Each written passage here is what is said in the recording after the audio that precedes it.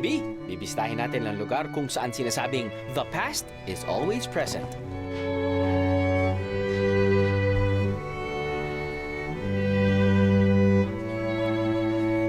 At kung saan laging nakakatakam ang pagkain. Ngayon pa lang, sasabihin ko na.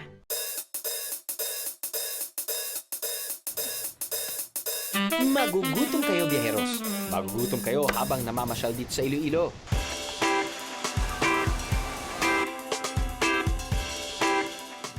It's so weird! May sasabihin pa ba ako? Wala na. Panoodin niyo na lang ako kumain. Ano, sama ka sa biyahe ko? Kilala bilang Heart of the Philippines ang Iloilo. Sinasakop ng probinsya ang hilagang silangang bahagi ng isla ng Panay. At kung titingin sa mapa, tila hugis puso ang probinsya. Kaya din siguro malambing ang mga taga-Iloilo, no? Maayo nga pag-abot sa Iloilo. Maayo nga pag-abot sa Iloilo. Ano bang unang pagkain may isip nyo kapag sinabing Iloilo, biyeros? Yep, that's right. The Ilonggo Classic. Batchoy. Kahit saan ka pumunta sa Iloilo, siguradong may batchoy. Dahil noon pa man, ito na ang madalas nilang merienda. Kadalasan, kinakain ito sa hapon o kaya naman pagkatapos nilang mamalengke sa umaga. Kaya dito sa isang palengke sa Iloilo, halos magkakatabi ang mga batchoyan. What makes batchoy so good? It's in the soup. Pinakukuluan ng napakatagalang buto ng baboy hanggang sa lumabas ang lasang kinagisnan na ng mga Ilonggo. Dito, nanggaling ang sabaw ng batchoy. May 3 klase ng batchoy kayong pwedeng pagpilian. Depende sa noodles. Miki, bihon, at miswa na umaapaw sa mainit na sabaw. At dahil sa tagal na ng batchoy dito, may mga nakaisip na gawan to ng twist. Bakit niyo po naisip na ihalo ang buko? Kumuha kami ng concept na nasa buko, tapos dinala lang dito sa Iloilo. Kasi wala dito sa Iloilo. Yung birthday ni Larry, Asawa niyo po, si Larry. yeah, oo. Yung isang friend namin, nagdala nito, pinatikin sa kanya. So since na-stroke siya nung nasa Dubai, so para meron kaming extra income, nagtayo kami ng negosyo na buko batchoy. Yung place namin nun, nung first pa lang, maliit lang, doon lang sa labas. Pero kasi naging patok siya sa mga tao kasi kakaiba siya, unique, gano'n. So nasarapan naman sila, bumabalik-balik naman sila dito. Tingnan nga natin kung anong sikreto ng buko batchoy na to. Nasa sabaw din ba? First, ilalagay natin yung fresh Mickey. And then, ilalagay natin tong mix na chicken and pork. And then, the liver. Ito, sir, baka gusto mo ikaw maglagay ng chicharon. Sige po. Akala ko si bibig. Yan, pwede na po. Dagdagan pa natin ng pato, sir. Okay. And then, lagyan ng buko strips. Tapos, yung fresh na egg. Depende sa taste mo. Kung gusto mo yung fresh egg, mas okay. Pero kung medyo malansa para sa'yo, boiled egg. Pwede Boiled na rin. egg. Tapos, yung garlic, and then yung sibuyas dahon. Then yung sesame oil para sa bango. Tapos, lalagyan na natin ng sabaw. This one is a balance of buko juice and batchoy soup.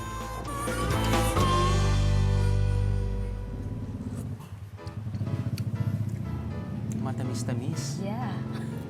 Matamis siya. Gets ko na kung bakit patok. Yeah. Yung soup niya... Alam niyo yung soup ng batchoy eh. Medyo salty kasi yung classic talaga. Right. Yung classic, ayun, syempre masarap yun. Yeah. Panalo yun. Depende rin yan sa broth eh. Depende yan kung gaano ka katagal or yung hinahalo dun sa broth. Pero yung hinaluan nila ng buko juice, yun nga, it adds a different sweet flavor na feeling ko sa mga Pilipino magugustuhan nila dahil matamis. Kung hindi pa kayo nabusog sa buko batchoy, marami pa kayong pwedeng kainin dito. Nariyan ang Coco Spring Roll, Coco Pao, Beef Wonton Coconut Choy, at Egg in a Hole Buko Burger. Ano, biyeros? Kaya pa ba? Hehehe. Kulang pa ba yan? Gusto niyo pa ba ng something new pero with batchoy pa rin? Ooh, vanilla ice cream! Nah. Ano ang main dish na iniisip nyo kapag Iloilo? Bok choy. Apparently, gumawa sila ng ice cream. Gamit ang bok choy. Ano to, noodle? Mickey? Crunchy Mickey noodle. Sila chef, wala na daw magawa kaya nila iniisip to. They're bored. Same Iloilo dishes again? No. Think of something new. It's so weird! Parang kumakain ng bok choy pero malamig. Bakit ganun? Parang siyang cheese ice cream, pero may alat sa dulo.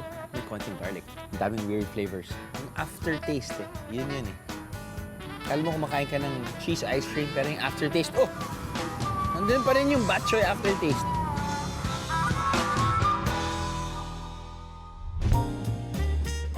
Susunod! Ano pa ba ang tatak Ilonggo na pagkain? Heavy cut din sa panlasa. Ano, sama ka sa biyahe ko? Ano, sama ka sa biyahe ko? Buhay!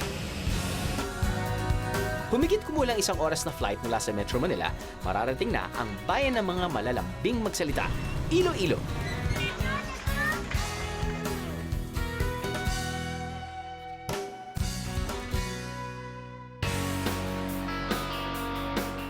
Ang masarap balik-balikan sa probinsyang to, bukod sa mahirap kalimutang linamnam ng Ilonggo cuisine, ang mainit na pagtanggap ng mga tao. Kaya nga City of Love, di ba?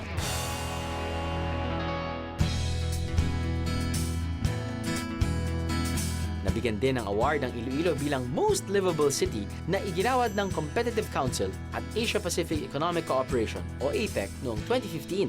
Ibig sabihin, Iloilo is one of the safest places to live in, to work in, to invest in, and of course, to visit.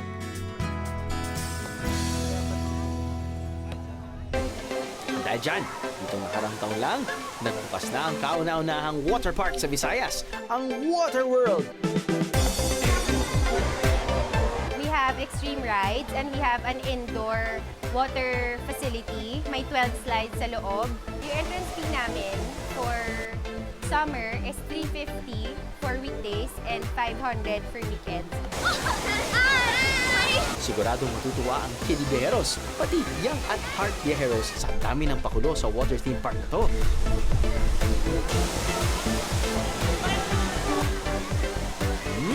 Para naman sa mga ayaw umitim, ayan na, nilagyan na nila ng bubong para sa iyo. Pero sa kabila ng tuloy-tuloy na pagunlad ng probinsya, di pa rin makukumpleto ang Iloilo Adventure kung walang tatak Ilonggo. Siguradong tanggal ang init ng ulo mo kapag nakahigop ka ng mainit na sabaw ng pansit molo na nagmula. Saan pa ba? Di sa bayan ng Molo rito sa Iloilo. Nakilala ko ang may-ari ng Panaderia de Molo na isa sa pinakamatandang tindahan na gumagawa ng pansit molo. It's called pancit molo. It's not like the typical pancit in the Chinese restaurant. Right. It's still called pancit because in the soup you also have the noodles. We place the machine here for the wrapper so that kasi our store is a pasalubong, so most of our customers are tourists. Right. So they can see how the wrapper is being made. Ang Chinese traders daw na bumibisita sa parting ito ng Iloilo ang nagpakilala ng molo soup sa mga Ilonggo. At dahil pumatok ito sa panlasang Pinoy, naisipan ng Jason Samson clan na itayo ang Panaderia de Molo noong 1830s. At sa loob ng mahigit 1 siglo ng paggawa nito, mahigpit pa rin daw nilang sinusunod ang molo recipe na namanapan nila sa kanilang mga ninuno. This is how we make it. We grind the pork or the chicken together with all the ingredients. Okay. That's why it's a bit color green because of the chives. We use chives, not onion leaves. Okay. So the secret are how much garlic, onion, and chives you put in it. We don't put MSG or Other or preserve- standards. Yeah. And then we fry it so that it will last longer. Like most of our customers, they would bring it to Manila Okay. as pasalubong. So if it's fried, it will last 24 hours without refrigeration. Okay. As long as you don't put it under direct heat of the sun. We packed it like this. So it's already fried and then frozen, so it will last. So they just, how do they reheat it? You just make the soup. Make the soup. Make the soup, then you drop this. The moment this one floats up, it's already cooked. Okay.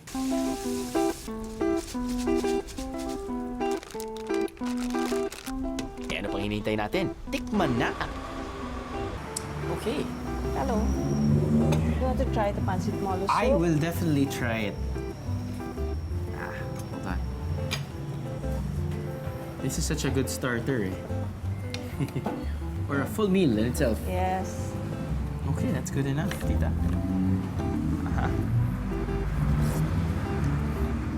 Yep. It's pancit molo.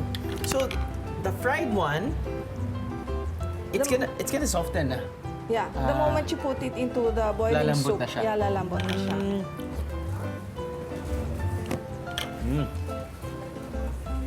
That's chicken. It's very good. Thank you. But the broth is very important din, eh, no? Yeah. Bukod sa pansit molo, mabenta rin dito sa panaderia bilang pampasalubong ang iba't ibang klase ng biskwit. Ayon kay Hyacinth, nung itinatayo pa raw ang simbahan ng molo, hinahaluan ng egg whites ang buhangin para maging mas makapit ito. At dahil marami ang nasasayang na egg yolk, naisipan ng mga taga rito na gumawa ng mga biskwit gamit ang mga to. Pero huwag kayong magkakamaling husgahan na ordinaryong biskwit lang to dahil may secret ingredient sila na lalo raw nagpapasarap dito. You ready for this, viajeros? Hinahalo sa mixture ng biskwit ang mantika ng tulapo. Tulapo ang pinatuyong taba at balat ng baboy na mas kilala sa tawag na chicharong Bisaya. Boom! Di nyo naisip yun, no? Pati kami, nalinlang doon. Perfect daw ang dalawang biskwit na partner ng pansit molo. Nowadays, they take it together with the kinihad, which is like This one? bland, yeah. Oo. And but before, my grandmother used to take it together with these banadas, which is very sweet. Yeah, usually nga ganun, no? Parang I prefer this better. Parang Most sakto people lang, eh. prefer it. Yeah. Kasi this one kasi parang too sweet na. But then again, this is my preference, so. But yeah. Parang when they put breadcrumbs sa soup, Yeah. there's texture and alright. At usapang tatak Ilonggo lang din naman. Di pa huhuli ang siopaw ng Robertos na matagal na palang gumagawa ng ingay sa Iloilo City.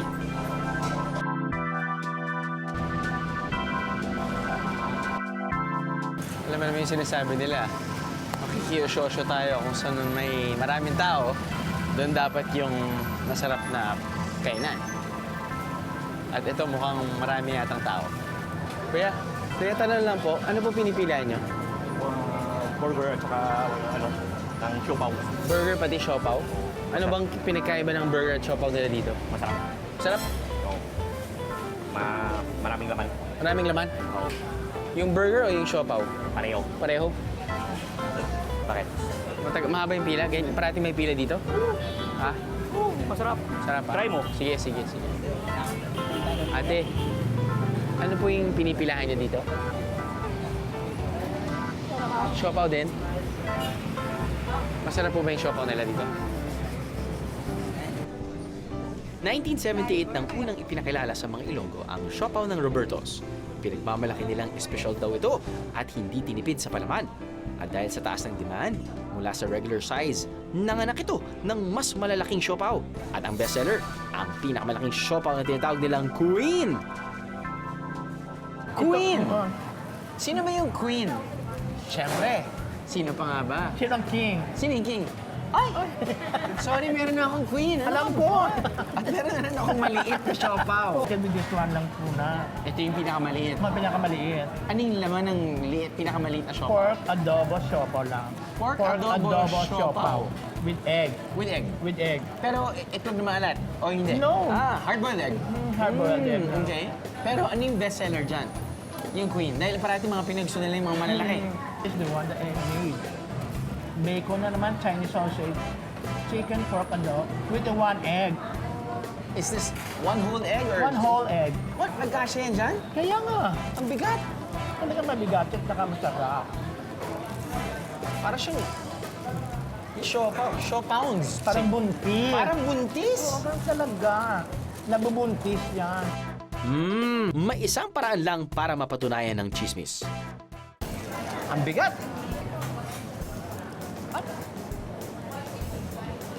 Di ba nakagat yung egg? Di ba? Ako kasi gusto ko yung tinapay din. Oo nga, maraming ganyan. Di ba masarap yung tinapay? Yung mga customer, kung may mabili dyan, kinakain ng tinapay lang. Oo. Yung texture kasi ng tinapay, masarap. Oh, yan na ba yun? Yan yan, oh. Yan na babasang Chinese sausage. Chinese sausage. Pork adobo. Oo. Yung egg, di mo nakita. Itlog. Oo, nabuo.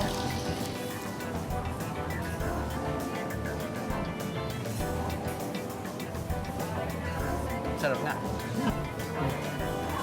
Pwede. Oh, anong pwede? Pwede to. Pwede dalhin kay Kwan? Pwede din sa minisis. Oh, kaya nga. Pwede pa sa lubong. Yes, true. Shelf life. Shelf life, 24 hours is good enough.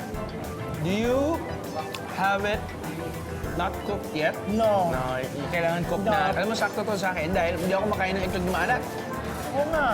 Gusto ko dahil hard-boiled egg lang. Ganun lang. Tagalog ka. Tagalog. Oh.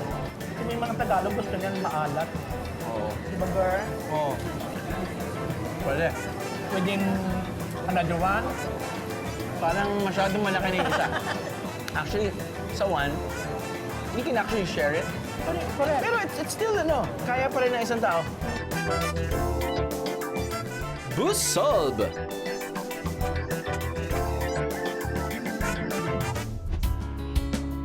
Susunod, walk like an ilustrado. So that will really identify you as an ilustrado. Okay. Who are you? What are you doing here? Who are you? At syempre, an Ilonggo food venture is never complete without KBL. Short for Kadyos, Baboy Langka. Namit! Ano, sama ka sa biyahe ko? Ano, sama ka sa biyahe ko? Ilan sa ating mga kilalang bayani nang galing sa alta sosyedad o yung mga kabilang sa mayayamang pamilya at mga ilustrado o yung mga nakapag-aral noong panahon ng Kastila. Ito ang Kaminya Balay nga Bato o Bahay na Bato sa Tagalog. Isa ito sa pinaka-well-preserved na bahay dito sa Iloilo. Itinayo ito sa loob ng 5 taon noong 1860s ng pamilya ni Fernando Avancenia. Sa labas pa lang, makikita na ang magagandang disenyo ng bahay at noong 2011, binuksan ito sa mga turistang gustong makita kung ano ang buhay ng mga ilustradong Pilipino noon. Meron silang daily tour sa loob ng Heritage House na pinungunahan ng kasulukuyang caretaker na si Miss Luz Saludes Camina. Kabilang siya sa ika-4 na henerasyon ng pamilyang Avicenia. You are now at the almacen. That's the Spanish word for warehouse. Warehouse, For the almacen. shop. Yeah, almacen. So this is how we live. This is the regular retail store of the house. We sell the produce of the farm and all the arts and crafts. Since this is a fortress house, this is, of course, a 46-degree angle. This is to ward off the tulisan. So it will be very difficult for you to ascend the stairs. Right. So the style here is you have to walk sideways. Sideways. Because the lady would always carry her saya. Right. Okay, so that's how you walk gracefully. Sa second floor ng Balay nga Bato, makikita ang Sala Mayor na ngayon ay ginawa nilang extension ng dining area para sa mga turista. Oratorio o prayer room, azotea comedor o dining area. At makikita rin sa buong bahay ng mga makalumang kagamitan. It's Kasaysayan 101. There's a story behind that. When the British landed here in 1855, they had an exclusive golf club, and Filipinos were not allowed. Of course, they are the snobbish British. Yes. So Lolo Amon, Chief Justice Ramon Avancenia, that's him, the first cousin of Lola, opened his own golf course just across the street. Okay, so it's called Pulo. It's an island, yeah. So the Filipinos were invited also to play there because they were not allowed to play at Santa Barbara. At para mas ma-feel ko ang pagiging ilustrado sa Iloilo, aba, kailangan matutunan ko ang swagger walk. This is the bastonero. This is Okay. a must for any balay nga bato. May I do the honor? Sure, tita. Here. Okay. And use your baston. Baston. Yeah. You try to do the swagger walk, kick your baston, and do the swagger walk. That's it. Like that? Okay. Para akong nag-time travel at hindi makukumpleto kung hindi ko matitikman ang mga pagkain hinahain ng mga Ilonggo kapag may handaan. Ilonggo way of cooking is just a straightforward way. We always take it for granted. We have fresh fruits and fresh produce of the sea and the farm. We cook adobo without toyo. We only use anato oil, atsuete. Atsuete. So our adobo will always be golden. Coming up will be our binoo. Pwede ba buo na lang? Bigyan mo kay Drew. Hindi, loko lang. Sakit sa mata. It's the guilt with cinnamon. Cleanse the guilt with sinamak. Sinamak. Sinamak. Second syllable. Sinamak. It's sinamak. Sinamak. Yeah. May sasabihin pa ba ako? Wala na. Lahat ng impormasyon na kaya kailanganin nyo, sabi rin ni Tita. Biyahe ni Tita. I like it. Makes my job easier. Para doon, panoodin nyo na lang ako kumain. Thank you. Kasama ng tour, or kapag nasa loob ka na ng tour, besides yung kanilang gem, which is Tita, you know, talking about, or taking you back into time, you know, talking about everything na nangyari nung panahon, hindi naman panahon nila, pero yung panahon ng dating nakatira dito. Galing eh. Para kang pumasok sa Back to the Future vehicle eh, ni Michael J. Fox. But yeah, you know what kind completes the experience? Yung pagkain nila, sarap ng pagkain nila. And then when you're dining here, azotea. Yeah. It's really, it just really takes you back in time. And you're in it. You're living it. Love it. Oh wait, there's more! Kala nyo tapos na ang papiging sa balay nga ba to? Meron pang hindi pwedeng mawala.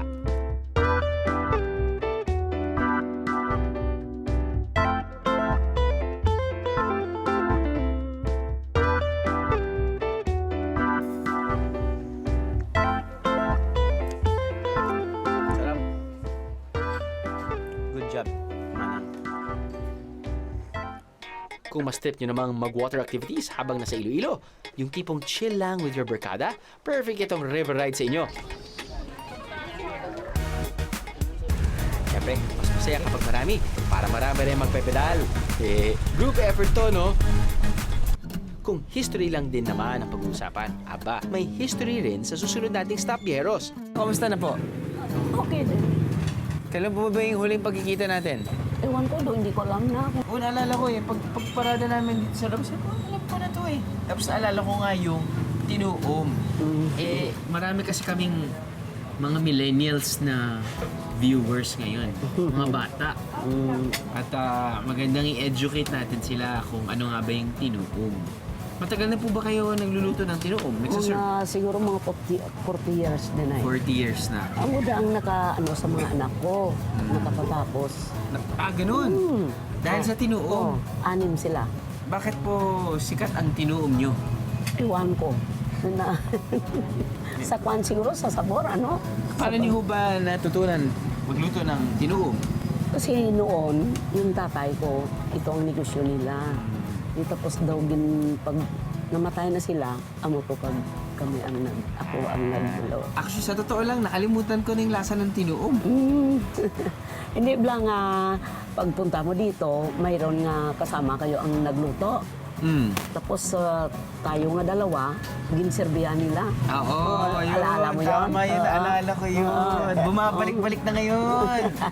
May amnesia kasi May bro. amnesia. Buti ikaw pa, no? Okay.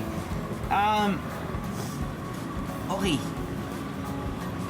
Para sa mga hindi nakakaalam, ano po ba yung nasa loob ng tinuom? At paano po ba ito niluluto? Doon sa bowl na yan, ginatimpla. Yung timpla. Lagyan ng ingredients na kamatis, bombay, tanglad, bitsin, kag-asin. Kamatis, bombay? Naglalagay ka ng bombay? Oo. Ano po yung bombay? Sibuyas. Tawag ba ng sibuyas dito bombay? Oo. Sibuyas sa inyo, sa amin dito bombay. Tapos noon, maganda po yung presentasyon nyo dahil nasa paso. Tapos noon, meron kayong banana leaves, no? Banana lips. Kasang lasang bombay? Dala ko lang. Yes. Yes. Naalala ko lang ngayon ang tinuom.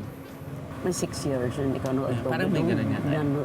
May pagbabago po ba ako? Oo. Talaga? Nagwapo.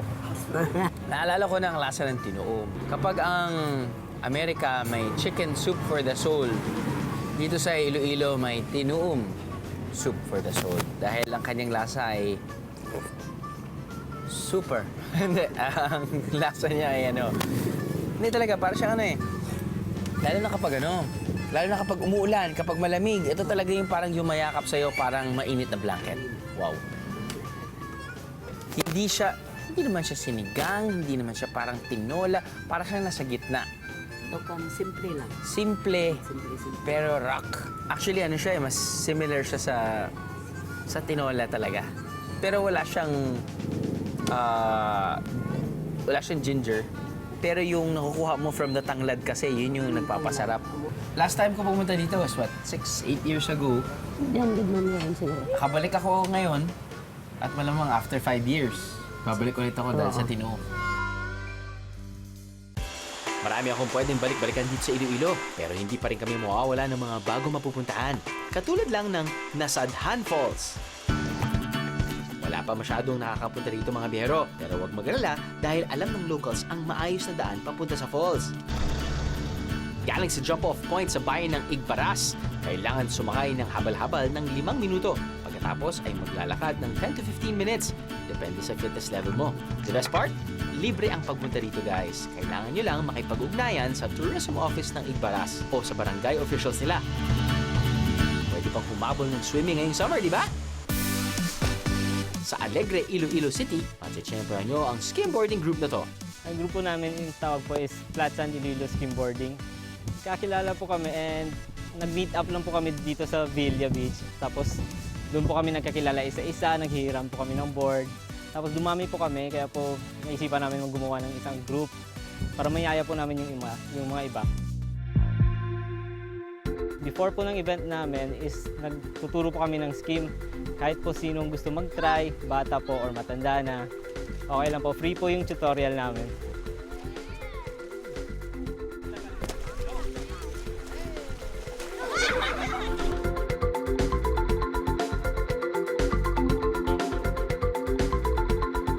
Libreng skimboarding activity? Check na check!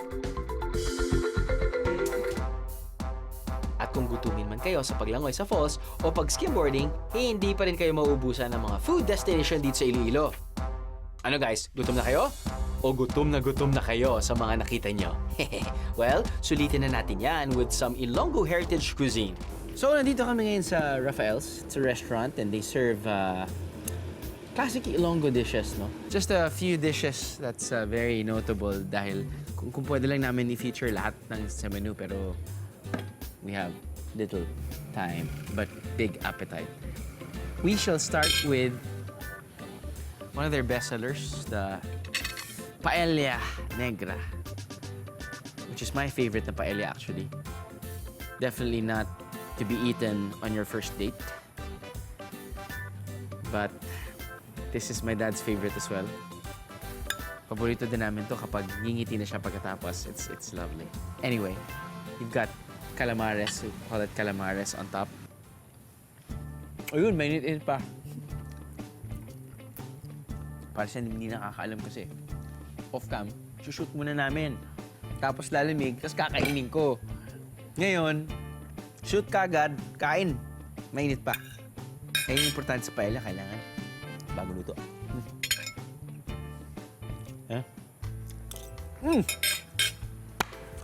I like it. I really love it. Brings back memories. Para sa mga hindi pa nakakain ng paella negra, man, what a pity. Don't get intimidated by its color.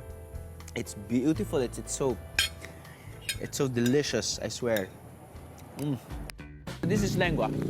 Now, sinasabi ko nga kay chef kanina na ako lang sa pamilya hindi kumakain ng lengua. Pero sa buong pamilya, sa bahay ng lola ko, kumakain sila ng lengua. Pero si lola, gumagawa din ng beef na hindi lengua. Yun yung kinakain ko. Tapos kuminsan, niloko ko ng mga kapatid ko, naglalagay sila ng lengua. Tapos I won't know the difference. So it's just really in my head. But today, I will French kiss this cow. Yep. See, hindi ko alam kung bakit ko hindi kinakain. It's just the idea of eating a tongue. But what's great about this tongue, or lengua, is that it's really tender. Ano ang laswa? Laswa ay garden vegetables na pinagsama-sama. Sa Manila daw, kapag Friday, sanay ang tao kumain ng munggo. Dito sa Iloilo, it's laswa na may ritong isda. Ito, patola. Squash. Kalabasa. Meron kang hipon din. Meron kang okra. Sitaw. Kantahin na natin ang Bahay Kubo. Oh, it's also gooey like Dinengdeng. Remember Dinengdeng? Alright. Kung ano nakikita nyo, ano na-imagine yung lasa? Ganon. Ganon. Just a variety of garden vegetables. Now we move on to KBL. Kajot! Baboy! Langka. Yes! Kajos! Kajos! Kajos! Kajos! Baboy langka. Oh, man. Hindi ko alam kung ano nakukuha ko aftertaste ko. But it's one of... I remember when we featured Iloilo, this is one of their traditional dishes. Mula sa mga simpleng rekado nitong bawang, sibuyas, smoked pork ribs, langka at kadyos, magigisa tayo. Lalagyan ng tubig at pakukuluin. Ihahalo ang kadyos, ang batuan, langka at pakukuluin. Pagkatapos ay ihahalo ang talbos ng kamote, sili, at pakukuluin for the last time. Ready to serve, viajeros!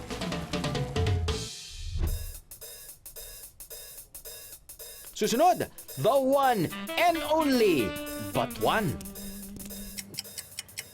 2 hours. There you go!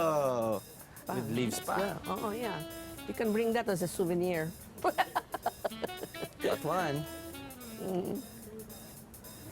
Batu. At mas marami pang good eats. Ano, sama ka sa biyahe ko? Ano, sama ka sa biyahe ko? Huli ng mga ibon. Sea breeze. At fresh food. Oh, what a beautiful morning in Iloilo, viajeros. Alam niyo, every morning, aking mother-in-law nagpapakulo ng saba. Every morning yan.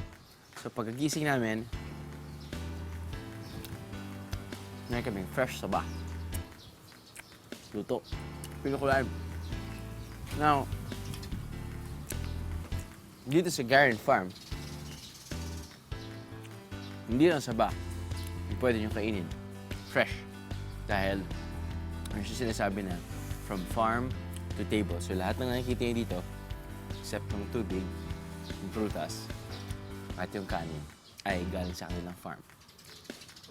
Sitaw, fried kangkong, fried kamote, saladang langka, daing na bangus, tortang talong, itlog. Mating kami dito last night, di pa masyadong nagpakita yung kagandahan ng lugar, pero pagising mo sa umaga, sabi nila, mas okay daw kapag you wake up before the sunrise, you hike up across, I think it's like less than 500 steps. Doon mo makikita yung magandang sunrise dito, magagaling sa dagat. Pagbaba mo, actually makikita mo rin naman different houses. Goat house, meron kang pigeon house, meron kang hindi naman turkey house, pero may turkey parade. You can see the pond, the doves, at yeah, wala lang. Astig lang. Nice piece of land. Huge piece of land na presko. Sakto, kumain din. So, kain tayo?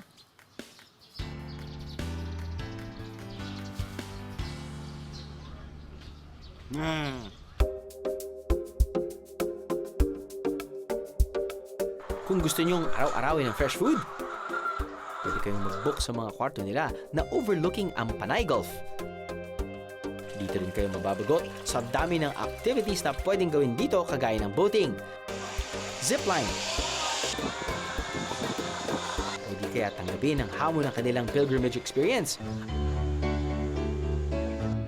Ang umakyat na 480 steps para makita ang 360-degree view ng sinasabi nilang heaven na makikita mo lamang kapag pumapasok ka sa tunnel nito. Bago ang heaven, dadaan muna sa tinatawag na dark room kung saan pwede mag-meditate. Pagkatapos ay pwede nang dumiretso sa heaven. Tanghaling tapat daw ang best time para umakyat dito kung kailan walang shadow at matindi ang reflection ng araw sa puting pintura. Pero kahit hindi tanghaling tapat, nakasisilaw pa rin ang liwanag. Kaya sa mga nagbabalak pumunta dito, must have ang shades. Pero ang mga Ilonggo, hindi na kailangan pumunta pa sa farm resort para lang makatikim ng sariwang pagkain. Dahil maraming gulay ang kusa na lamang tumutubo sa lupa ng Iloilo. Aba, effortless! Ayon sa food historian ng University of the Philippines Visayas na si Mary Joy Rosal Sumagaysay, hindi pa rin daw maipaliwanag ang dahilan kung bakit mabilis ang pagtubo ng mga gulay na to. Di lang sa Iloilo, kundi pati sa ibang parte ng Region 6. Ang ilan sa mga to, ang libas at alumpiran, isang uri ng damo.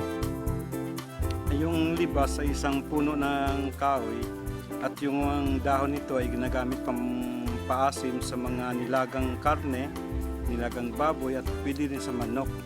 At saka pwede rin natin magamit ang dahon ng libas pampaasim sa mga luto nating gulay. Karamihan ng mga tao dito sa Igbaras, lalo na sa mga bukid, yun ang ginagamit nila. Kung walang magagamit na mga tulad ng mga kamatis, yun ang alternative nito.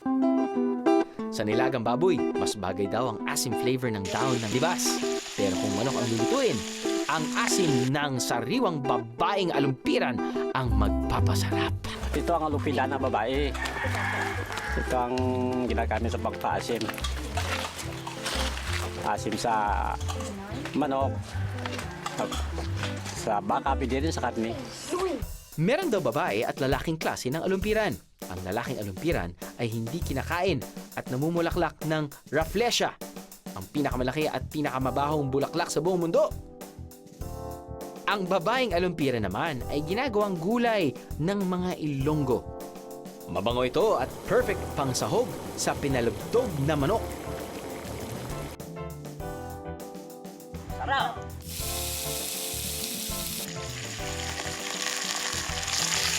Ang pinalabtog ay nagmula sa salitang kinaray-a na pinalabtugan na ang ibig sabihin ay sinabawan.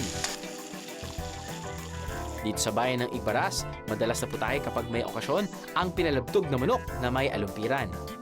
Dahil kapag nasusobrahan na raw ang kasiyahan, mabisa raw pantanggal ng hangover ang mainit at sabaw na to.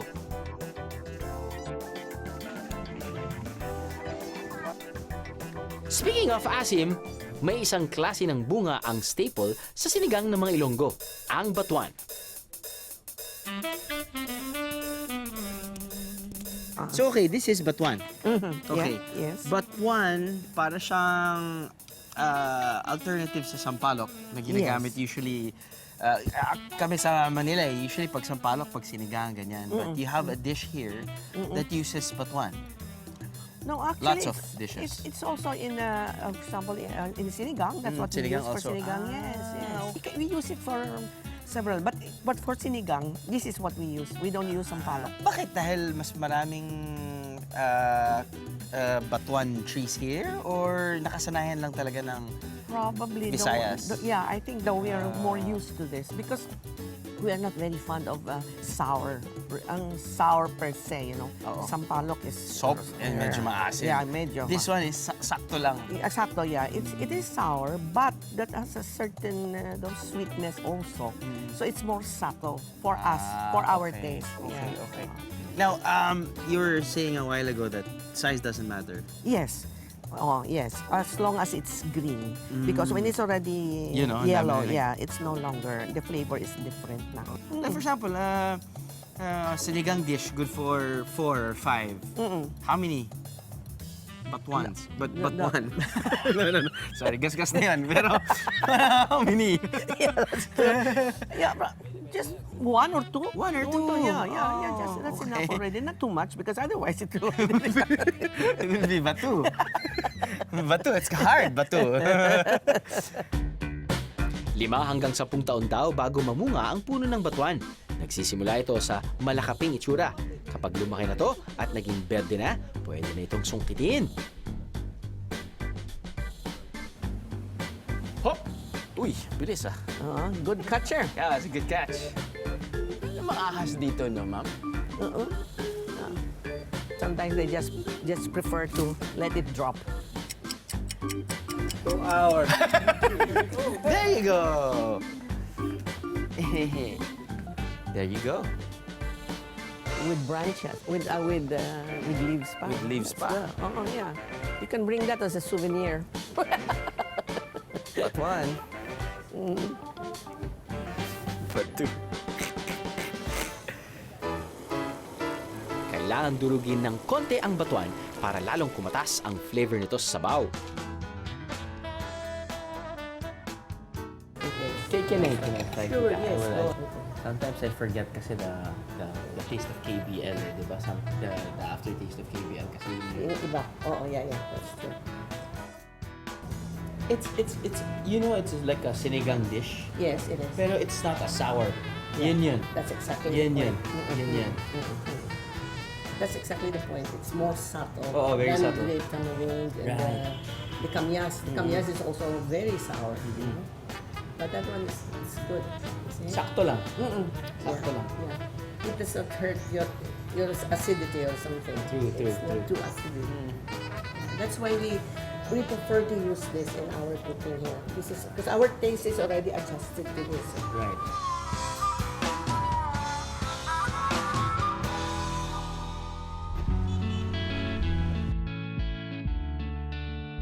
Patunay ang City of Love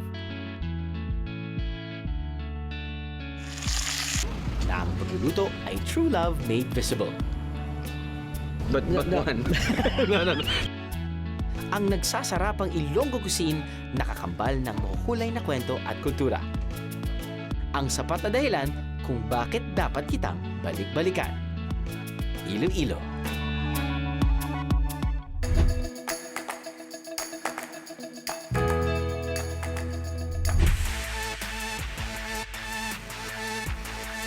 Mabuhok ang kanyang mga kamay.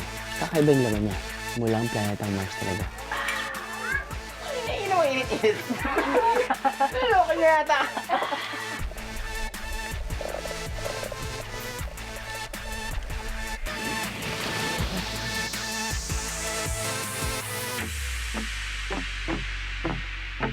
Ano, sama ka sa biyahe ko?